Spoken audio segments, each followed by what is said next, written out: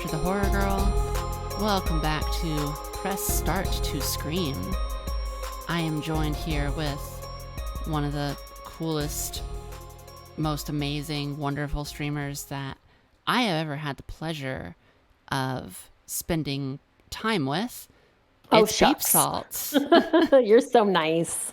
I'm just telling the truth, you know. I feel that the people are owed the truth. So, first thing, I guess, is, first let's talk about you. You're a Twitch streamer. What else do you do? I've been making content on the internet for since 2008. I started out as a Let's Player, which feels antiquated now to even say, but and then I got involved with the speedrunning community, and then I took some time off, came back, and like you said, I've been Twitch streaming for quite a while, but in the past, I don't know, a year, I started making video games too. So I'm making horror games, primarily. I don't think there might be some genre shifting, but usually the content I want to make I think it's gonna end up being all horror. So, and I also am on a stream team called the Clock Tower, which is a horror content based stream team on Twitch too. Hell yeah. Since we're talking about horror games right off the bat, let me hit you with the famous Press Start to Scream question. What's your favorite horror game, or what are your favorite horror games? So I was on a podcast a while ago that the question, it was this episode that was just, what's my favorite game? And so during that I said Silent Hill 3, which I still think I would say Silent Hill 3 is one of my favorite games, absolutely, especially in the horror genre. There's something about Silent Hill 3 that I come back to quite a bit, and we can discuss that more in depth if you would like. But I'm ready for it. I love Silent Hill 3. I also really, since I came back to streaming in 2020, I started playing a lot of indie horror games. And so I've experienced what I feel like is super, super highs of indie horror games and super, super lows of horror games. So I want to call out a really, really great free game that's on itch.io called, I'm going to forget the name of it now. I think it's Flesh, Blood, and Concrete. It's on itch. It's a solo developer, just an hour-long thing. There's so many really good, hour-long horror games on itch that are just free. And I've experienced a lot of them. I really, really like a lot of them. They touch on types of content that most wouldn't be in a horror game for the most part, or would be in different types of horror games than what the mainstream ones are. My first favorite, the first horror game I really, really played was Eternal Darkness. Ooh. And that one also has such a sweet spot for me. So when I was Let's Playing, I did a really in-depth Let's Play of that with showing all of the content and then also the bonus ending. And every time I go back to that game, I think about how it was so far ahead of its time. Mm. And it's one of the first things I can think of that's a video game that has meta stuff in it, where it took it to a place that I think we've really been introduced with that now, stuff with I'm Scared or Undertale, where we really have those meta moments where the game or Doki Doki Literature Club, where the game knows that you're playing it as a game. But Eternal Darkness did something that was so particular with the sanity system that I don't think any game has ever even come close to doing again, even in modern days. There's a lot of things that have come close, but I don't think it was the originator to me. Yeah, it's interesting for a sanity mechanic coming across as something which, as you said, is so meta, because games do have, the Amnesia games toyed with exactly. It, but not like that, where it directly, instead of attacking the protagonist that you are playing as for the moment, it goes after the player. Oh yeah. My favorite one is the one where it turns your volume down. And that wouldn't work now. Even if you played that now on a modern TV, the volume doesn't look like that anymore. Yeah. But those kind of things. There's also one with a hyper realistic fly that shows up on your screen. Yeah. And that one I was like, what is this? And I was playing this alone in a basement. So it was like even scarier at the time. Eventually, there was a point where I just like turned it off and I was like, I don't think I can play this anymore right now. And I did not go back to it for quite a while. The one that always messed me up was the one where it pretends that it deleted your save file. Oh my gosh. And that's terrifying too, because I think it Yeah. only does that one while you're trying to save. Yep. So it makes it even worse. I'm like, no, they knew. They like waited to strike at the right time and they Yep. got me. Because Oh it, yeah. it changes it with the wording that says, are you sure you wish to delete this save file? Hmm. And I go, and it, yes or no. I'm like, oh no.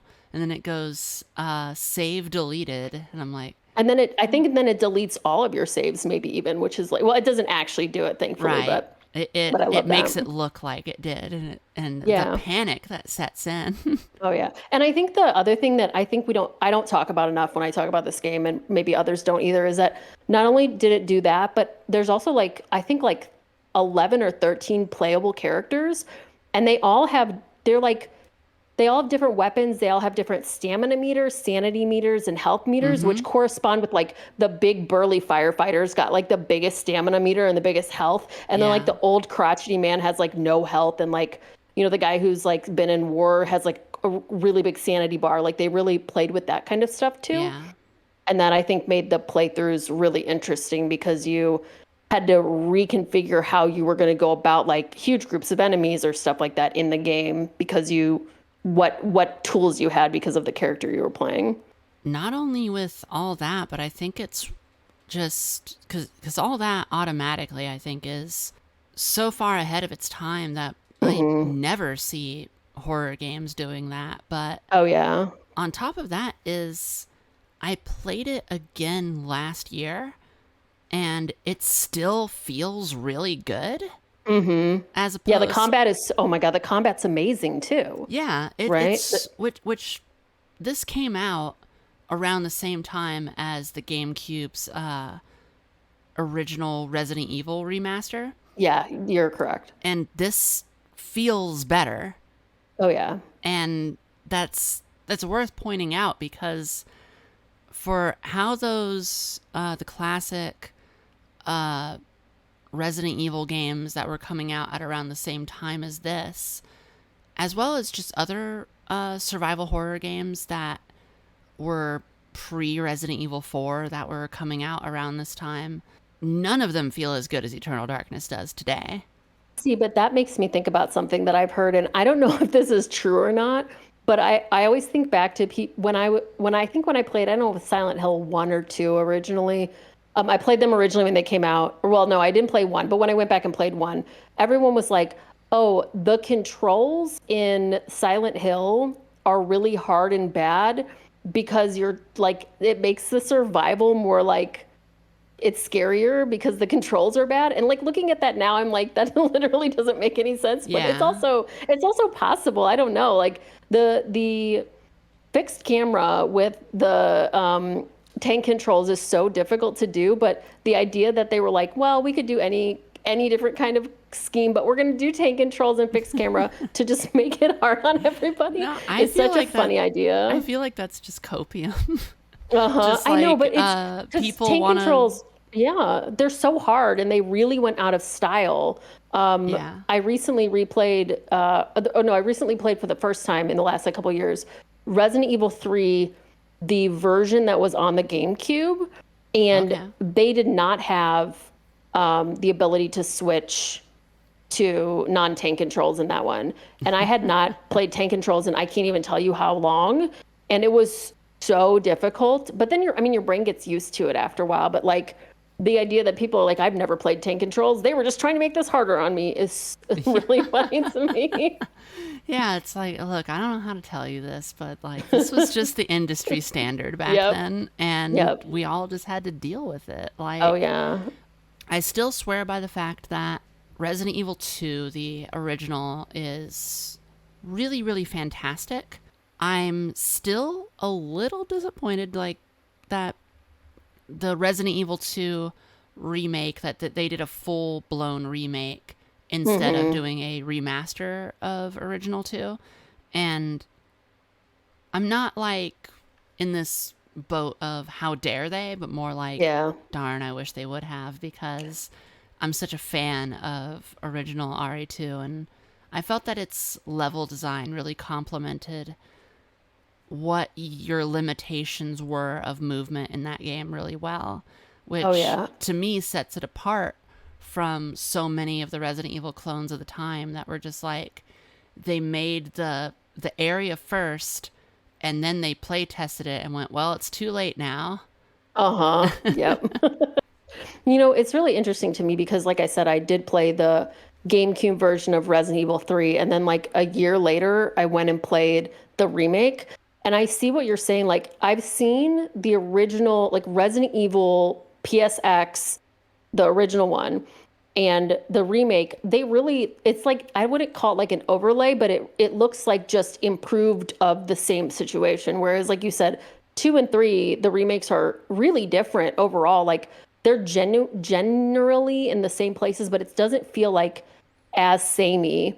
And I know that three was really drastically changed having played both of them. And Yeah. I know people really don't like three, the remake. But I think I like, for me, I'm not a huge remake person. Like when people like, oh, we're gonna remake this, and I've tried to get over that by in my head being like the other game still exists, so who cares if they remade it, right? Right. Um, and like accessibility, there's a ton of reasons to remake a game, right? But I think the when you're telling the same story again, but you're removing things or changing things, I don't know how much that adds for me, right? So like if you're not telling the exact same thing, to me, I don't know why they're doing it. So like when it comes to RE2, I would love to see. I've never played the original RE2. Mm. I was told to just go for the remake. I probably should go back and check it out if it's more like the original RE3, which I did really enjoy.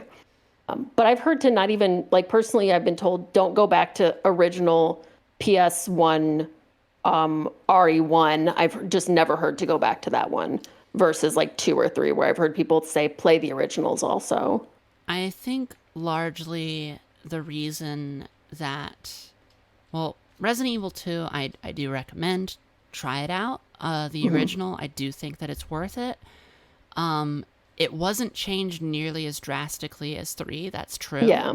But I think that Resident Evil 2 original was so good for what it did, because it's like if you want to play the best possible version of what tank controls had to offer in the 90s for Hmm. survival horror, it was Resident Evil 2. Yeah. And there's also some really, really cool things they did with just the way that they used the medium that they worked in to just make it better. And I'm still fascinated by all the extra things they did. Yeah, I think that's something for me personally that draws me back into horror. I'm gonna like shift the conversation a tiny bit, but something that draws me back into horror, thinking about the Resident Evil series and like the changes in games is always puzzles. So like for Yeah, me, over and over again, I'm obsessed with puzzles. I love puzzles, whatever kind of puzzles they are. You just saw me playing The Witness, which we don't have to get into too much, but which is I guess that could kind of be a horror game. It mentally felt like one. But the puzzles in the Resident Evil games and all of the games, the horror games that I play, that's one thing I really, really enjoy about the indie horror games that I play are all of these puzzles. The Resident Evil series has had some puzzles that have really just been really, really amazing to me. And I feel like playing RE3, the puzzles in the remake just did not stand up. I feel like there's a lot of I think as people want I guess people want horror games to be more actiony, which is like a thing that's been going on since RE4. I'm not going to knock that obviously, but there I in 2012 I probably would have been mad about that. But in 2023 where I could literally like I said go on itch.io and find 20 horror games that I want to play, I'm not going to be mad about what mainstream is making anymore, right? I don't care anymore right. if it's not up to what I want to play. But I think that in that I feel like we lose a lot of puzzles and a lot of those slower moments where because people don't want to be frustrated, they don't want to lose progress, which is something that survival horror like when I played RE1, the loss of progress was I mean, a zombie would show up and I would lose like an hour of progress if I wasn't like didn't have my ink ribbon or wasn't prepared to like save or whatever. And modern day games don't want to do that. And I think that's a huge difference between like RE 2 and 3 and then the remakes of those, or like things like I'm assuming how the Silent Hill 2 remake will be, where we've made it more like interactive movies. People don't want to be frustrated or lost or confused, because then they're like, well, now this is bad. And so, with 3, and I played a whole bunch of Code Veronica like a year ago. That sure was an experience, but it's so easy to like get lost, lose hours of progress, all of those things. But that to me is what made some of these older horror games so exciting for me, is because I'm not going to be scared of like, oh no, there's a zombie, but I'm going to be scared of losing an hour of my life because I didn't save, right? And so there was so much more to that different kind of horror, which I think now it's just a very different vibe than what we're seeing now in the more modern like remakes of those RE games. And I guess just in modern horror games in general too. So do you see a lot of what you're talking about with puzzles, potential loss of progress, getting lost in what's going on in your favorite Silent Hill 3? I will say, I feel like, so Silent Hill has some of the most obtuse puzzles that have ever been in any, and we all know this. This is just like, I had a friend who was recently playing Silent Hill 2, and he was getting very frustrated because he was, the puzzle with the hair or whatever that is, I don't want to get into it, but I told him Silent Hill and the Silent Hill series are horror games, but they're also old school adventure games like Monkey Island. Yeah. Right? We're not logically working through puzzles here. Like Resident Evil puzzles are going to be like turn some paintings in order to match up some colors. Silent Hill is going to be like get a ball to throw in a pipe, and then it's going to push out the key, and then you have to take the key and you have to do like, some weird additional things to it. Like those puzzles, I think, to me, Silent Hill 3 is so confusing. You get so lost, but it's hard for me to look at those games now, because for me I'm like, oh, well, I kind of understand everything about them, right? So I could see people, I have seen people playing them now where people are like, I don't understand this puzzle. I don't know what way to go. I'm lost. Like, did I save here? Did I save there? Where even am I? Like, where does this door go to? And I think that's great. I love to like look back at that and see people experiencing it the way that I know I experienced it, in like 2006 or whenever I first played it. Right. Right. And I think like, I actually like that. And I think one thing that I don't think we give enough credit to a game where this is just the idea of a game, but any game where maybe you're playing it, but you get frustrated along the way. But by the end, you're like, I think I liked that. I think we've in our memories, like this happened with me when I played Resident Evil 4. I thought Resident Evil 4, I played it on the HD version, I think. No, it wasn't the HD version. It was like the PS3 version or something. I did not like Resident Evil 4. I thought Resident Evil 4 was not a good game. And as I played it and got stuck at all these points and like had all these frustrating moments, there would be so many people that would like either be watching the stream or talking to me about it that would be like, oh, I guess I didn't remember the jet ski. Like if you're like 4 pixels to the right, it throws you off. And I'm like, well, of course you don't remember that because you have a good memory of this game. So I'm sure I had all those experiences like in Silent Hill 3 where I was like, where am I? Where is this? I didn't even, you wander around. I was watching a friend play Silent Hill 2, and he, in Silent Hill 2 in the hotel, there's a part where if you don't like go through a certain crack in a wall, you can't get to the certain spot. And he just missed an item that was on the floor and it was glowing and he just missed it. So he wandered for literally like an hour. Yeah. And I could see him getting frustrated. And I'm like, man, I definitely had experiences like that when I originally played those games, but that's not what stuck in my mind after like 10 years, right? So I definitely had those experiences and still enjoyed those games. But it's hard for me to look at games now with the same lens where if I'm playing it and I start getting frustrated with it, I will never forget that I got frustrated, and that'll live in my heart forever, right? And so I think we just judge games to a different standard now where, like I said, if I feel like a lot of people are like, if they get frustrated at a game, it's bad. And that's so interesting to me too, because I'm going to talk about The Witness for like 2 seconds again. I am so guilty of how frustrated I got at playing The Witness that when I look back at it now, I think to myself, if I had been not streaming and I'd been like with a friend and we had been playing together or something, it would have been a different experience. And I might have been able to just continue on. But when I look at it through the lens of if this has frustrated me, now it's bad, I'm not giving it a fair shake. I still don't think the game is great, but I'm not giving it a fair shake if I allow my feeling of frustration to make me decide that something is bad. Right. Actually, when I think about it, when I started playing Fear, I just played Fear this year. Yeah. In the first area, I got so frustrated because I got up to a roof and I couldn't figure out where to go that I was like, this game sucks. I was so mad at it. And then I think I got mad at it a couple times during the course of the game, but I beat it. And then I was like, actually, that was really fun. So like, I think I was able to let that one go because it was a horror game and I have a different standard for that than like some other games, but It's totally true. I have a friend that I recommended them based upon the fact that they enjoyed Resident Evil 7. I was like, hey, I know that you're not too bothered by older games and stuff. Why don't you check out Cry of Fear? I have heard a lot about that, but I haven't played it yet. So Cry of Fear is, in my opinion, sort of missing link between Resident Evil 7 and like Resident Evil 3. Gotcha. As far as terms of gameplay.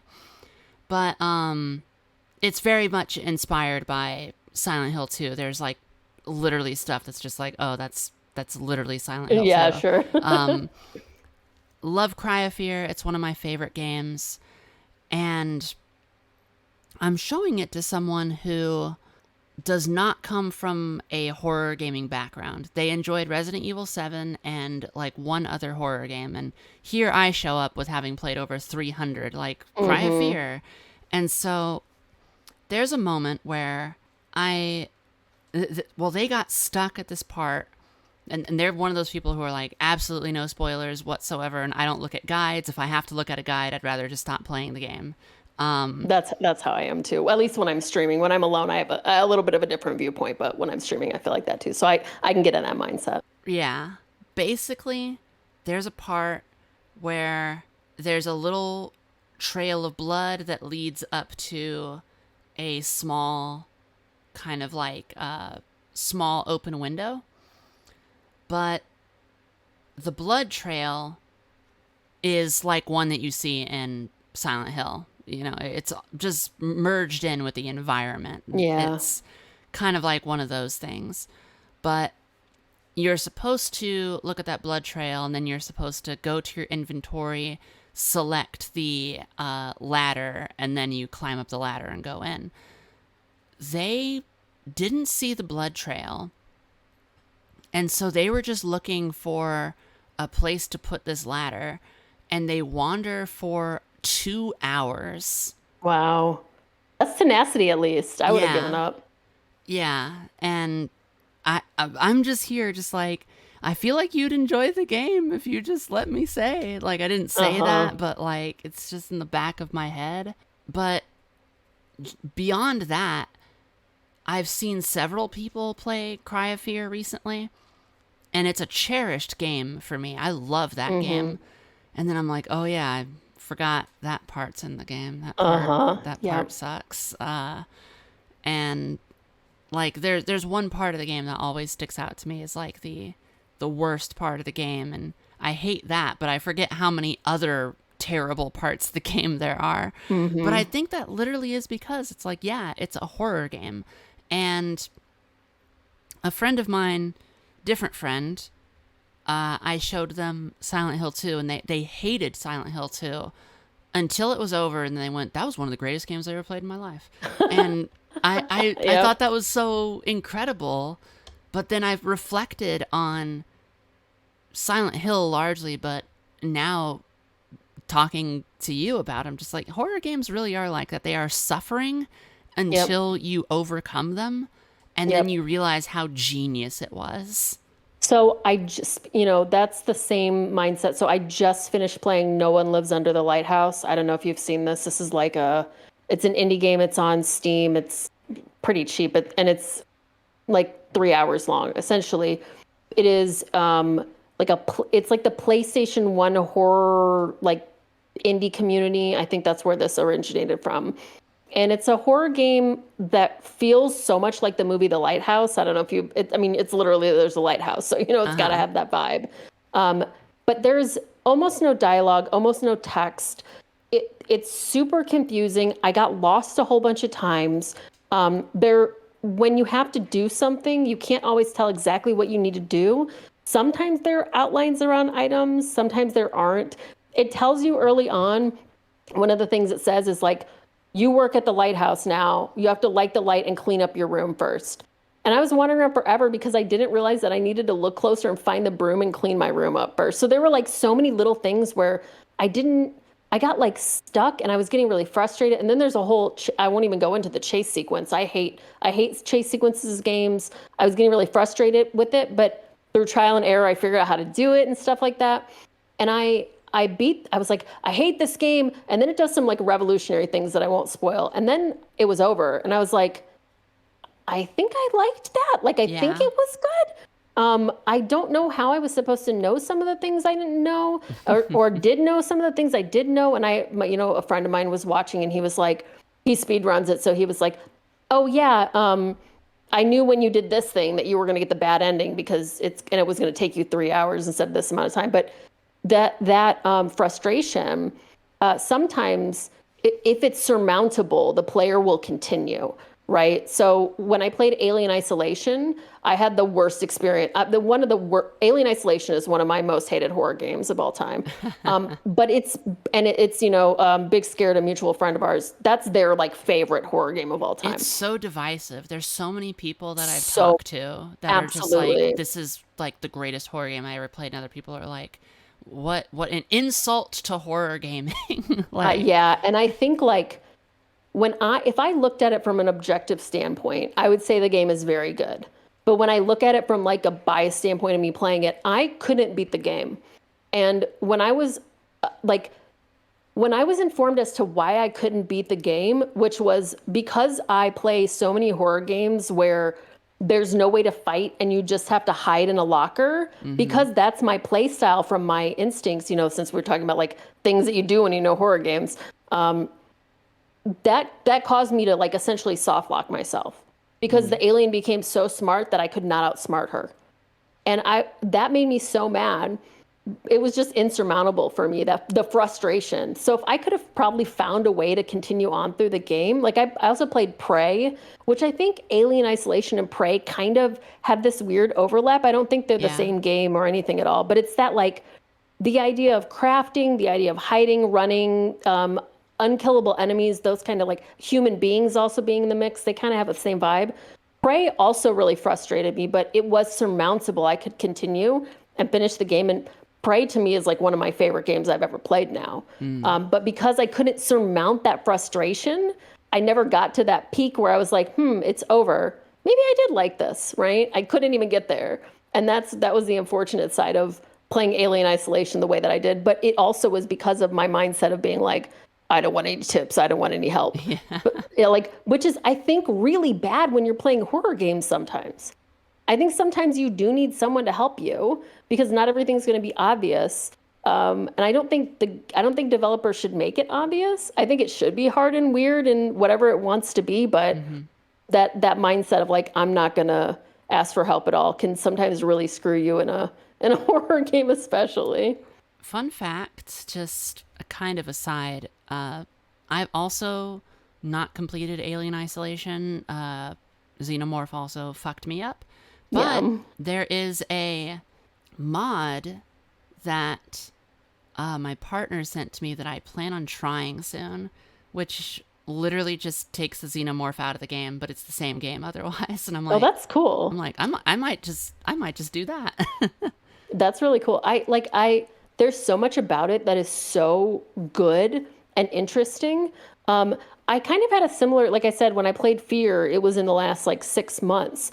And as I played it, I was like, there are so many frustrating moments in that game, but I could see how at the time that it came out, it was like the greatest thing that had ever been made Mm-hmm. because that's what it became the prototype for all of these other things. And I think Alien Isolation has some of those vibes in it where it's like, playing it now, maybe it doesn't seem up. And Resident Evil 4, same thing there, where I was like, Resident Evil 4 did not like it all. But as I'm playing it, I see like, oh, I can understand when I played this other game that came out 7 years later, it took all these things from Resident Evil 4. So Yeah.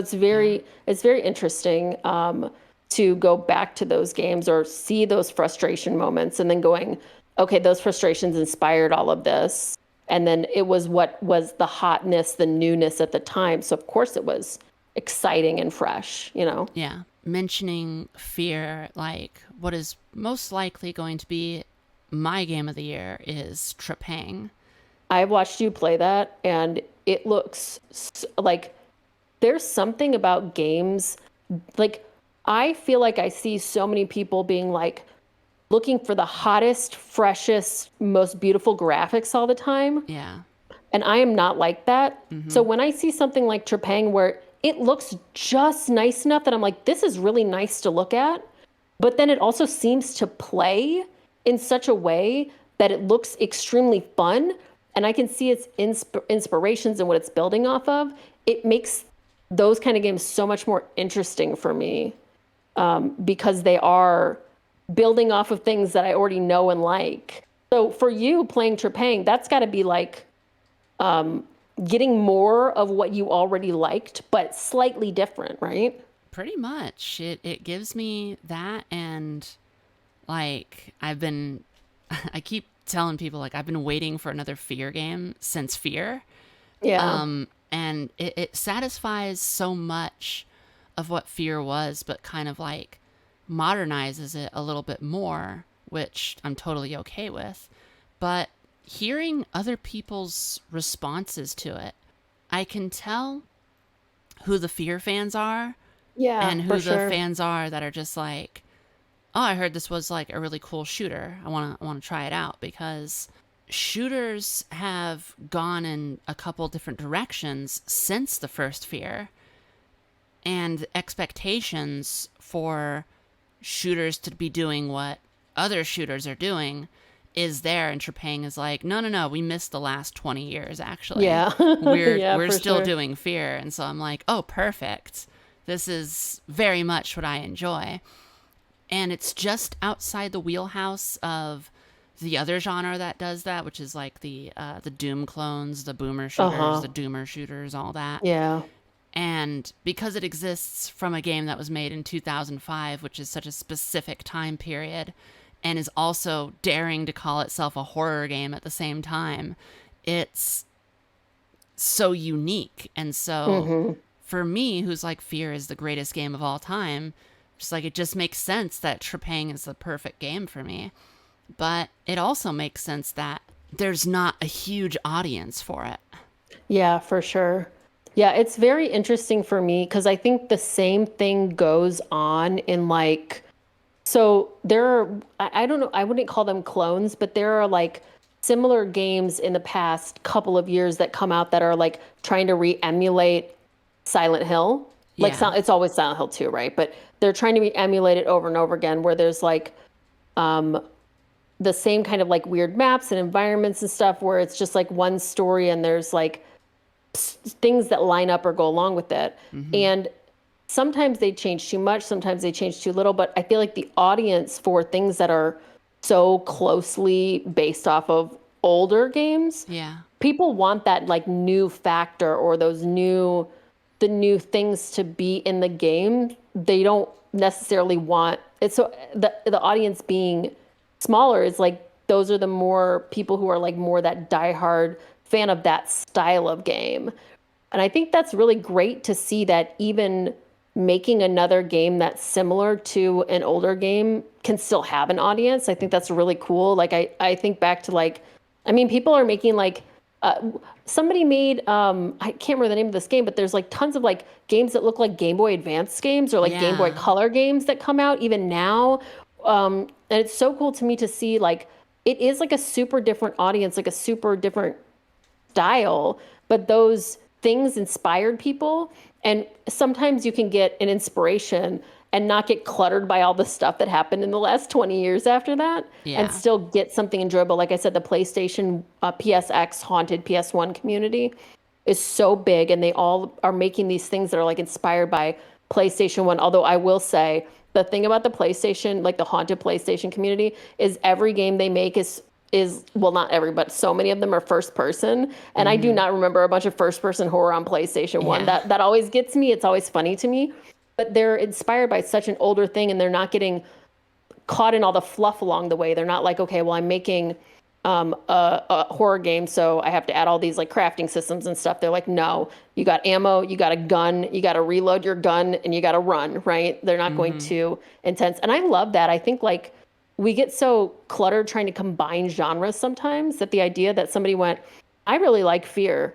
I would like to play Fear again, but maybe like slightly different and Yeah. maybe like a little bit, but not go too crazy. I think that's really, and the fact that that's like got completed, it's really interesting to me and fun that the genre doesn't get like completely wiped away by crafting systems and Yeah. alternate endings and like the graphics have to be HD and you got to have a multiplayer mode with all these things in it that didn't exist before. Like, not that Fear didn't have multiplayer, but you know what I mean? Like, we don't have to Yeah. add 40 new features in order to compete with, the more modern games that are coming out. I definitely would say that. Yes. I think that because I'm so much of what I love is rooted in survival horror, Hmm. the 90s, the 2000s.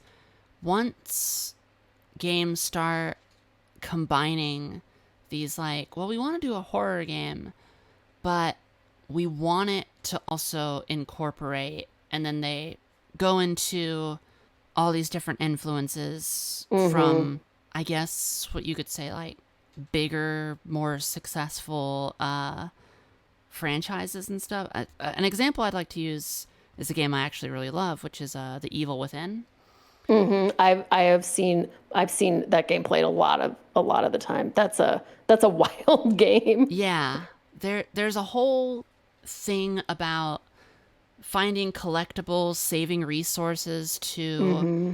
unlock certain things and leveling up your character. And this is fine, but so much of me also just goes, I would rather just give me shoot gun and I shoot instead of having to worry about will shoot gun be accurate if I've only leveled it up 4 Yeah, times. Um, absolutely. I think that there's more immersion to be had in horror when the systems that you are working within are kept into some kind of simplicity. Yeah, no, I completely agree because complication causes confusion and not fear, Yeah. right? So I'm very much with you there. Like you just made me think of like what if Silent Hill 3 but leveling system and collectibles. Yeah. And my brain said, no, I don't think I want that, right? Like Yeah. I'm not into that. And that's why I think part of it for me is that one of the things that we've decided, not maybe not you and I, and maybe not the people listening to this, but as a whole society, what we've decided is length of game equals value, Yeah. right? And as someone who's making games right now, I'm in the process of making it's a horror point and click game called Start Running. I'm working on it right now. And one of the things that I've had to weigh is how long is this game? And will people find value in it if it's not long enough? Right. So I see that like that's why we add these like, it's for like replayability's sake for like new game. We always got to have a new game plus now. There's so many features that feel baked in Mm-hmm. that when you're making game, it feels like if they don't exist, people won't see. It's like the same way that like every platformer has collectibles now. Like okay, Yeah. Donkey Kong Country or no Donkey Kong, whatever DK64. Okay, we or Banjo Kazooie, we got you. We don't need collectibles in every single platformer for me to play it again. I'll play it again because I had a fun time. I don't Right. need to go get 100. I'm not 100%er kind of guy anyway, but that element of like leveling up or crafting or new game plus or collectibles, again, that I feel like that makes it less scary to me because after a while I'm just like, all right, well, now I'm blasting through everything with my shotgun at like level, 100 or whatever, and Mm-hmm. I like that. Like, it's the difference between so back in the day with the original Silent Hill, other horror games, you can truly soft lock yourself by using like all your bullets and having no health. Yeah. I even in like Silent Hill Homecoming, I soft locked the heck out of myself, right? Even in the last like 5 years, I've soft locked myself on older horror games. Code Veronica, absolutely. Yeah. If you get in that plane, you're screwed. Yep. I know this firsthand because I experienced it. And I think that is, again, we remove fear when we have unlimited stuff. So the more simplistic you make horror things, the better they're going to be. I think you can see this in like horror movies too, personally. Like the scarier things are the things that are less complicated, more like there's less information, there's more, focus on like maybe the story or gameplay or something, where I'm not like, oh shoot, did I, level this up or did I grab that thing or am I going to be screwed because I, didn't do this other thing. To me, I think that's, I don't know. I completely agree with you. With the simplicity is so important, and you're right. Evil Within is like, it's like we've blended some of these genres so much. Where like Evil Within feels so much like Last of Us to me in a way. Yeah. But it wants to be. I know Last of Us is dark, but Evil Within wants to be darker in a different kind of way. But those elements of crafting and building things, I don't know. It's just not as. I'm just thinking about like Fortnite horror Yeah. maps and stuff. Like it's not going to be scary in the same way. I think that horror, in a sense, well, I'll mention Silent Hill 3 because we both love this game. Hmm. I think that I find myself at this place where Silent Hill 3, it's like it's a game that I could recommend to established fans of the horror genre as it pertains to gaming. Hmm. But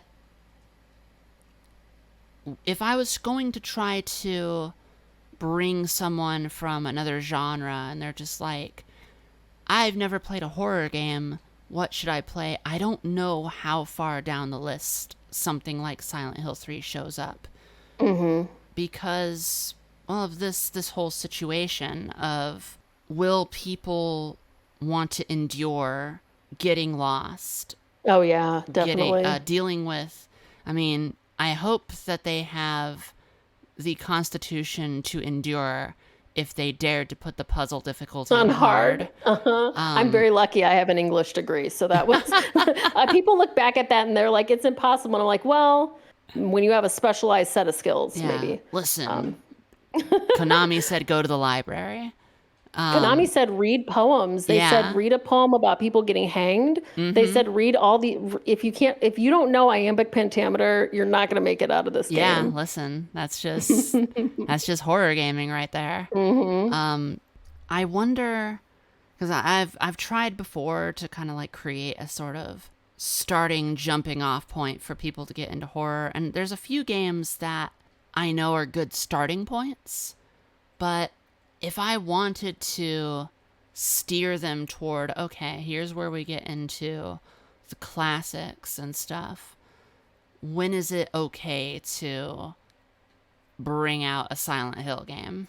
Yeah, that it's super difficult too because those are like Silent Hill is such a, like I said, it's an adventure game hidden in a horror package, right? Yeah. So it becomes really hard to be like, well, you're going to have to really throw your logic in the trash can here, right? You can't really Mm-hmm. follow that.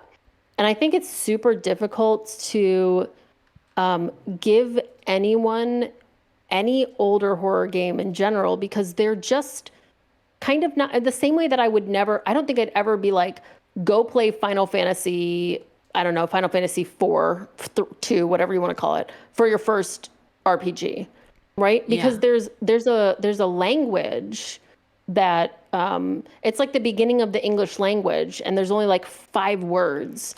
And like games that are written now have so many more vocabulary elements to them, which make them easier to pick up and play.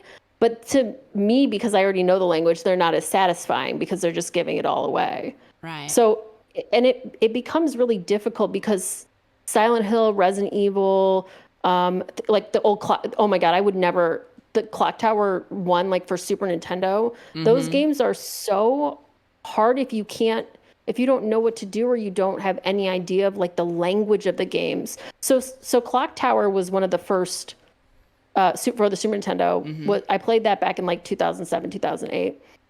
And when I started playing RPG Maker games, I hated the original Clock Tower, like the PlayStation one, because I was like, it's so confusing and you get lost at it. And then I played like, I don't know, 100 hours of like AO Oni and Corpse Party and all these like really ridiculous hide, run, no fighting games that are in the last 10 years. And then I went back and I played Clock Tower 1 for the PlayStation. I was like, this is actually excellent. Because I know the language that it taught the language to the later games that I could go back and experience it. Right. And it's really hard to do that with like, because Silent Hill lost language and then started speaking another language. And so I can't be like, well, go play Downpour. And then if you play Downpour, you can come back and play 2 and you'll understand, or you can play 1 and you'll understand. That's not going to help you learn anything because that's such a contained series. But that's one of the things I really appreciated about Silent Hill, both Silent Hill and Resident Evil, having played all of both series essentially at this point, is that they take wild risks on all those games. And that's why the language, even though it's like this kind of the same language, it's also not at all. Like it's similar, like theming, but then it's totally different. Unlike, Mega Man 1, 2, 3, 4, Mega Man 11 looks just like Mega Man 1. And maybe there's like different bosses and there's like a slide mechanic or something, but it's the same thing. Silent Hill 1 is so different from Silent Hill Downpour.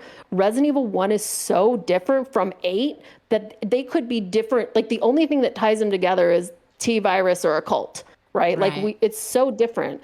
And I think that's why it's hard to take people back to those games or older horror games, is because what those series look like or what horror games look like now is so different that I think for me, if you were to say, what would you give a gamer who's never played a horror game, even though I don't really particularly like this game, I would very probably give them Layers of Fear.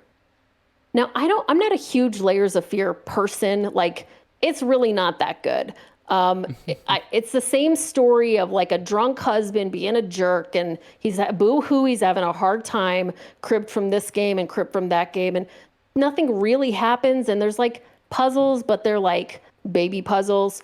But I would probably take people to something like that because there's a chance they might make it through their frustration moments like we talked about earlier. Yeah. Because that game's not going to soft lock you. It's got a lot of checkpoints. You can really just wander around, and the area is so small. It's not like Silent Hill where you're going to go like 20 minutes out of the wrong direction or cry of fear, evidently. You can get lost for like 2 hours, right? It's a lot simpler than that. And then it's only like 4 hours-ish long. So it never goes too hard either. Yeah. And because Layers of Fear, I don't know if you've played it before, but it's repeating kind of. So because you keep going back to the same room over and over again, it gives people a sense of familiarity too. So there's something about that game that I think might teach them some of the language of horror games in general.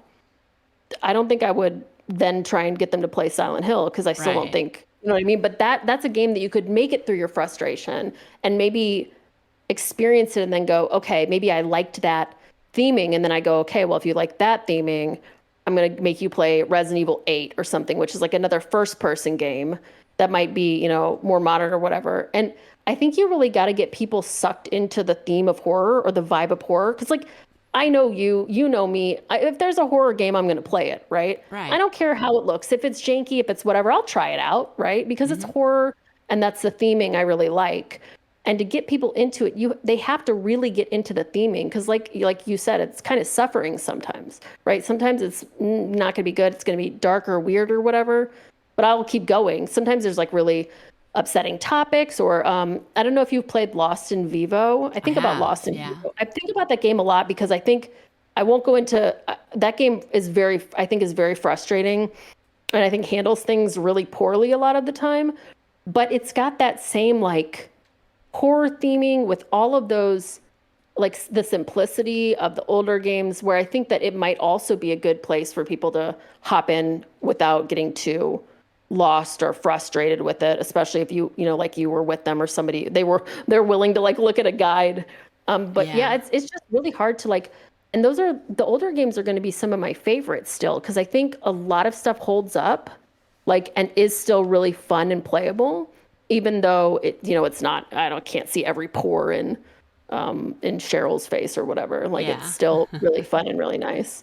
Um, so yeah, it's really hard to take people to like, but I think it feels the same way too. Like if you and I were, someone was like, where should I start to play Mario games? Like that's super hard, like Right. in its essence too, to try and take back to like, well, you could play Super Mario Brothers 3. That's a really good game, but you don't have like infinite lives and checkpoints and like there's not really a story. It's so Yeah. different. It's an interesting question, I think, probably to ask someone. Like, I want to get into the Mario series, Uh-huh. just in general, and then what's the jumping off point from there? And I feel like Nintendo fans just look at you and blink twice. Like, Yeah, what they're do you like, mean? oh, yeah, play whatever you want. But it's like Yeah. very much like that with horror too. And I think part of it too is because like the theming as a kid, oh my God, as a kid, I beat the game Bubsy. Like No. that sticks with you, right? Like that's not you know like I had so many games that I played for so many hours that I never beat when I was a kid because your Right. frustration level is so much higher. So like if I, played Mario 3 for like 30 hours and only made it to like the second level, I would still do that, which is really different. Like the theming in horror games, usually people aren't playing those until they're older. And as you get older, personally, I have more patience but less tolerance for frustration, especially in video games when I'm like, this is supposed to be my time to have fun. I don't have fun. My day-to-day is job. It's not fun.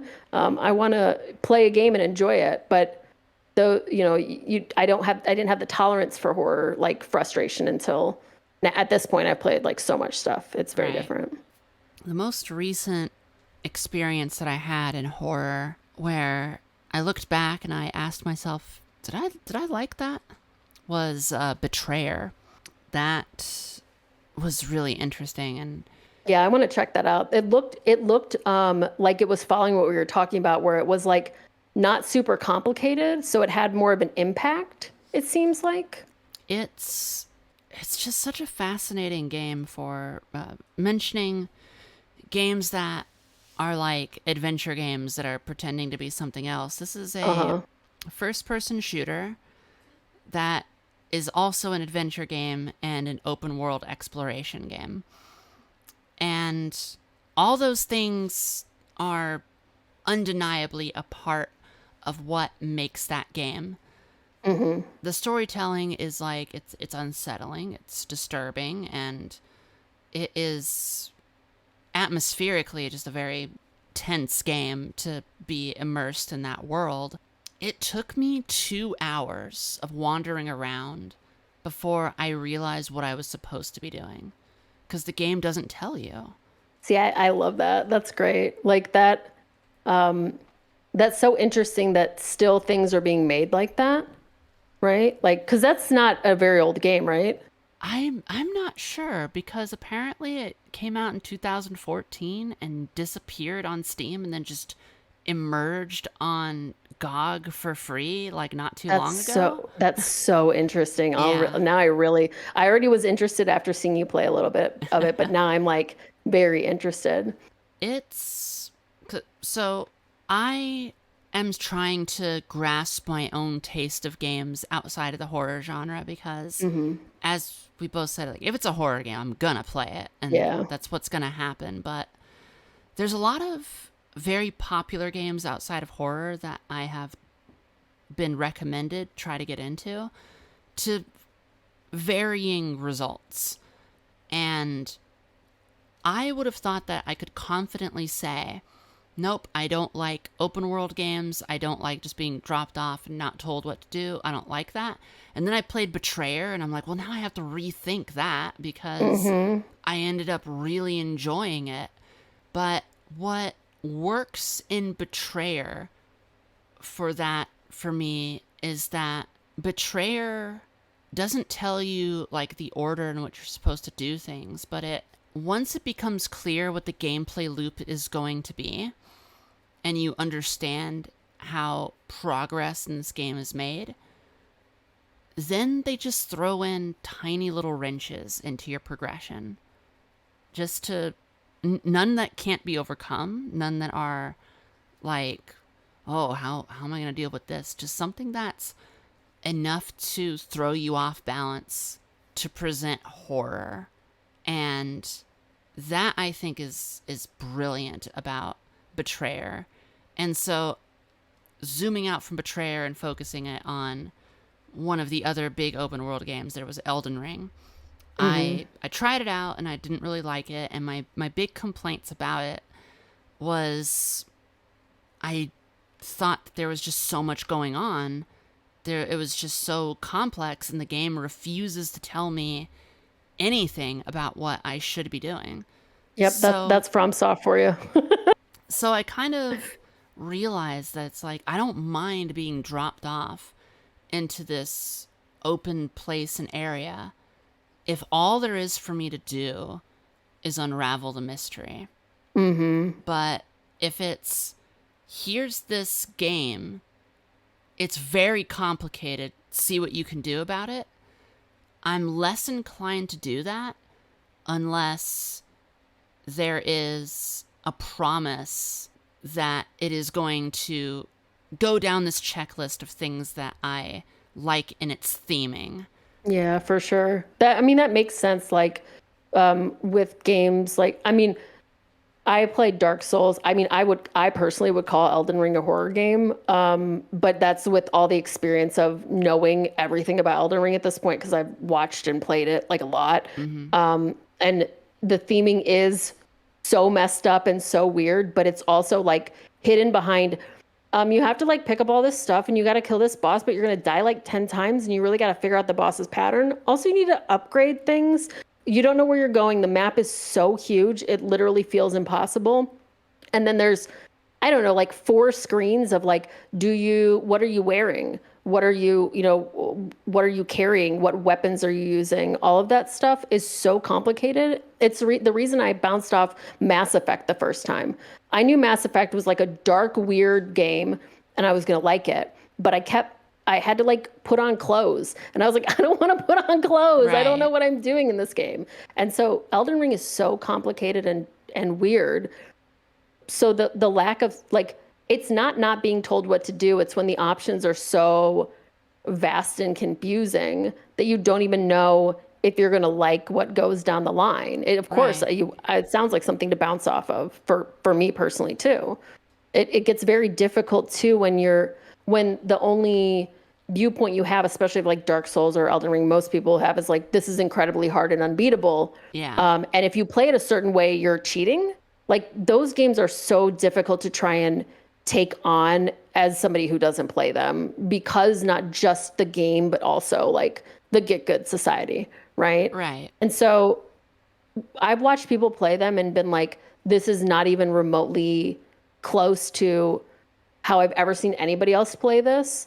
But I guess it's still fine because it's still the game. Right. But getting into it just feels impossible. Unlike like something like, I don't know, any kind of shooter, like a simple shooter where you just, you're going to have all these levels and there's a lot of different locations to go to, but you don't have to like try and figure out what any of your menus mean first, right? It's so complicated. And so without the promise that you're going to have fun, why would anyone learn all of that?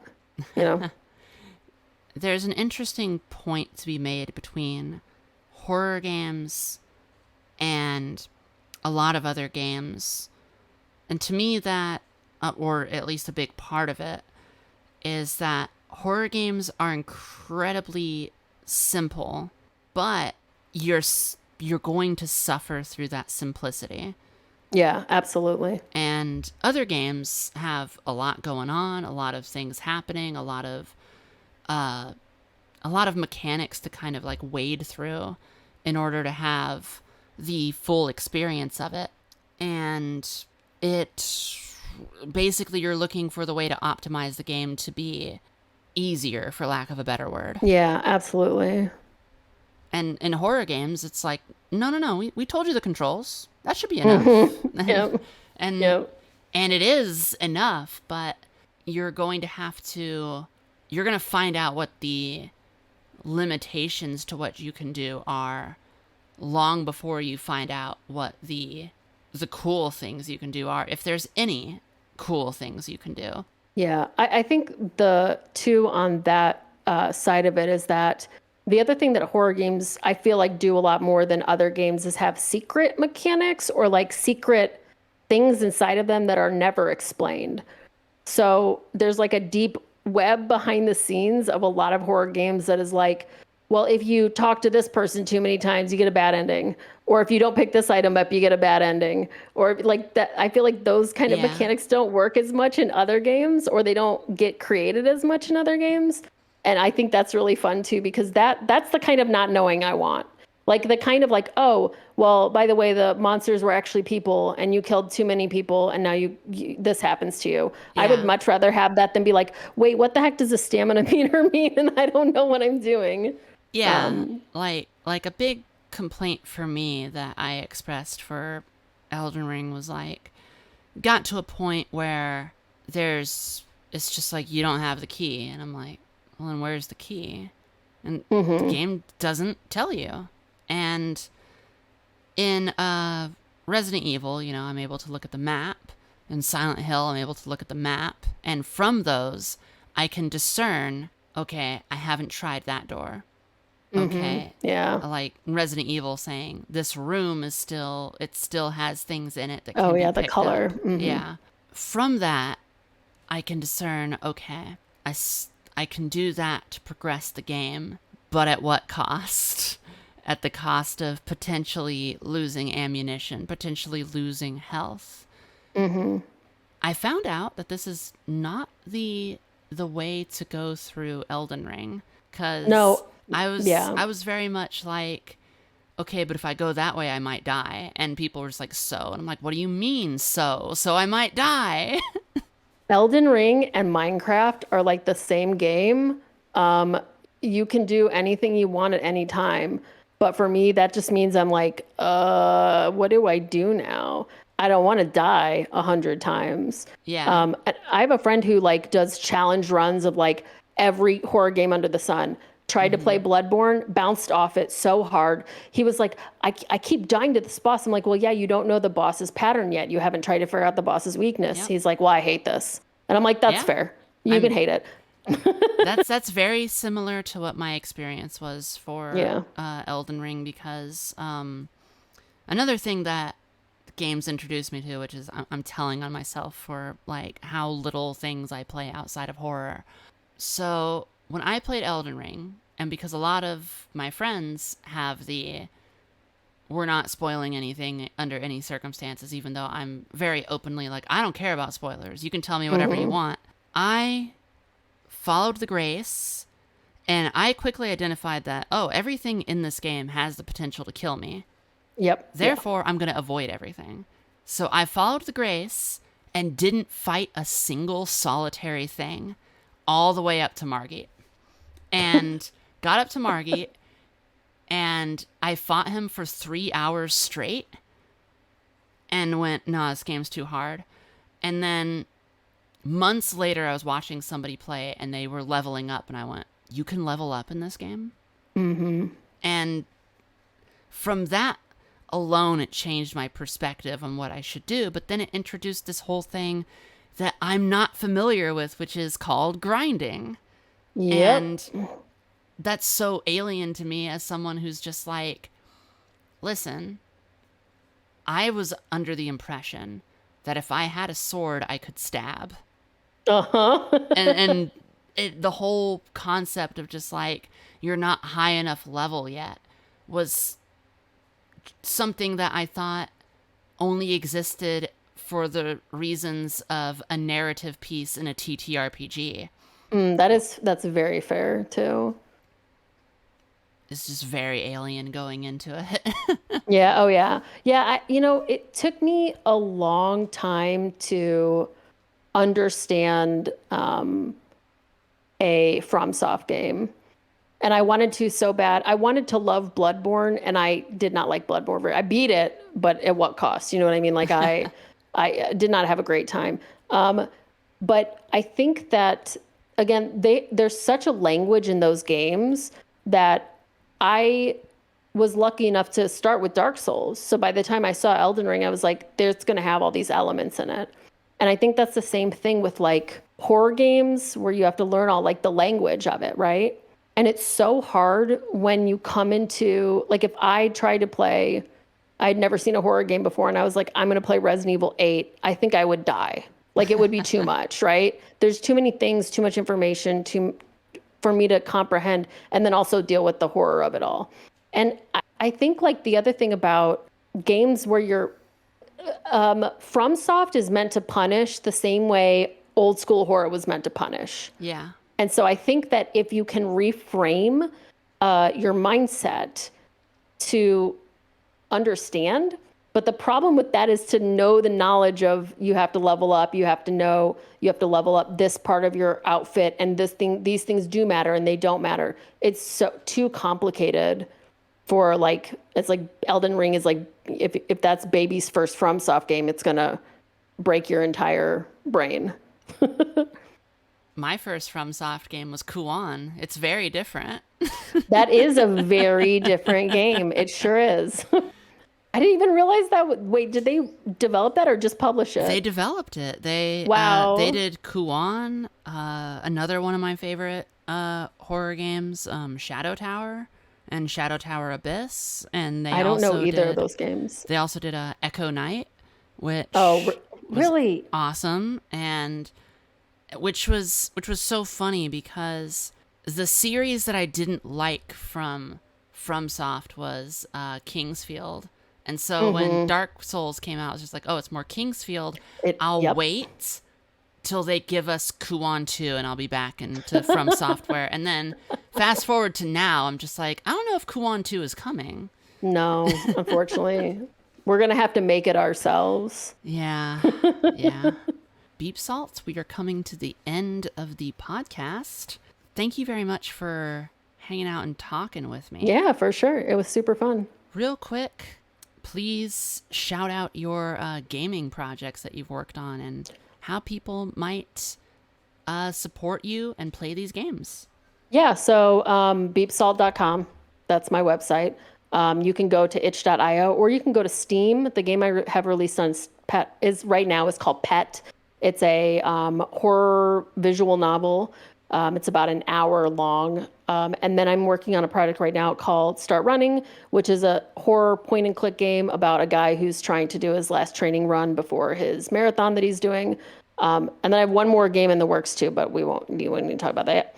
I also stream on Twitch. If you find beepsalt, you found me. And I use Blue Sky, and I'm on Discord. So you could find me any of those places and check out my stuff. Thank you very much, beepsalt. Thanks so much. Appreciate you. Yeah, super fun. And everyone else out there listening, thank you for hanging out with me and beepsalt as we do Press Start to Scream. See y'all on the next time I do one of these. Bye. Bye.